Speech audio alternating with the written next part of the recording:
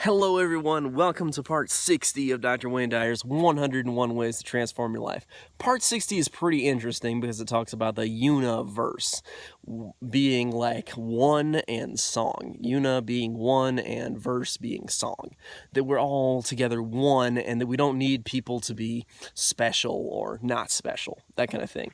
That there's no favorites in the universe, that it all just is one. We are all one. Now, this one's a little debatable, particularly with cultures that argue for being special, finding what you're good at, that kind of stuff. But I think there's some really useful stuff here as well. That when we can accept that a lot of people have value, that there is something that everybody is good at, okay?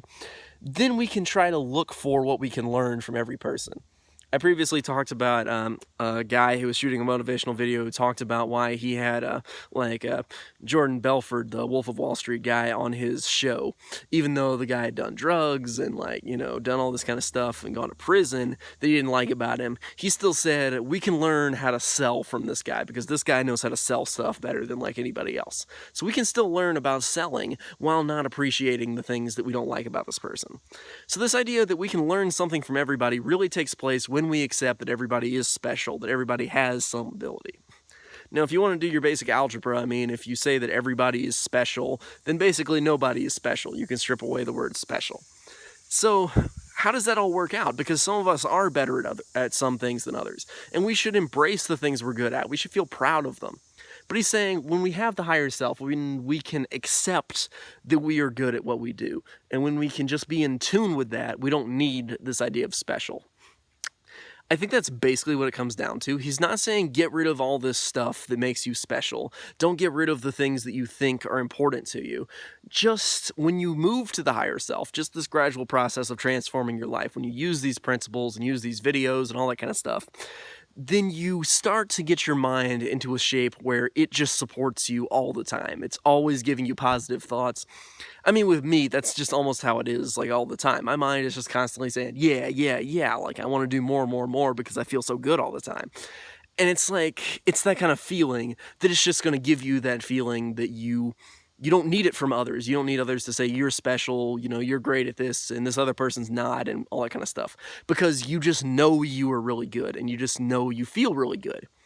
And so you're not really needing to be better than other people or to take something away from other people. You're just living in basically your own world where everything is fantastic, and you're just loving it, and everything is just working. That kind of feeling, okay?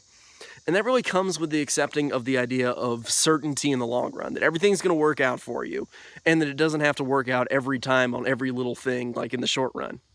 Think of the biggest actors of all time. They didn't get to be huge actors by winning every audition. It wasn't like they just walked into their first audition and gave it all they got, and they're like, okay, you're hired, kind of thing. I believe a good example of this one was Samuel L. Jackson was not really discovered as a great actor until he was in his 40s, to my knowledge. I may be off on that one, but I heard that kind of story. And that would be pretty crazy if you were trying to do this for years and years and years and you weren't discovered and it just kept not working out. But people really persisted at that with that sense of certainty that I can do this, and they really loved the craft of acting, became some of the most successful actors of all time. That's been true with industry. That's been true with everything. That's why one of the 13 principles in Think and Grow Rich is this persistence idea. So when you have that sense of certainty, you don't need that sense of I'm special, everybody needs to tell me how special I am, that narcissism that really demands that from everybody. Because a narcissist is so insecure that they really have to hear how special they are from everybody. Otherwise, they don't feel good at all about anything. But here we know that when we have that sense of certainty in the long run, when our mind is of love and not of fear, that our life is really transformed into one that is great, that we're loving, that everything is just working out, and we just feel so good. That's about it for part 60 here. You don't need to see other people special once you can get your mind on the right track. But until then, you might need some sense of encouragement and speciality and all that kind of stuff.